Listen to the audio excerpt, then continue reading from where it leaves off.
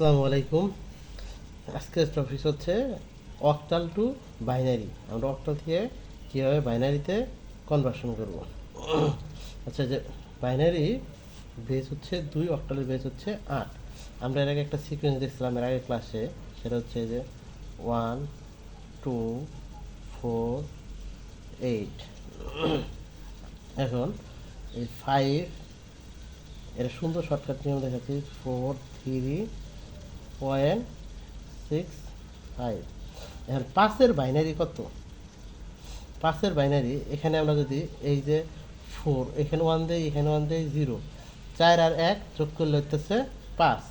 তাহলে এখন 5-এর বাইনারি হচ্ছে 1 0 1। এখন 4-এর বাইনারি কত? 4-এর বাইনারি হচ্ছে শুধু 4-এর 1 দিলে খেলায় হয়ে যেতেছে 1 0 0। 3-এর বাইনারি কত? 3-এর 2 আর 1 যোগ করলে 3 0 1 1 দশমিক। 6-এর বাইনারি কত? 4 আর 2 যোগ করলে 6 1 1 0। 5-এর বাইনারি কত? 1 0 1। 4 আর 1 যোগ করলে 5। তাহলে এটা আমরা এখন সম্পূর্ণ ইয়েতে বসাবো এইভাবে সিকোয়েন্সে 1 0 1 1 0 0 0 1 1 দশমিক 1 1 0 1 0 1।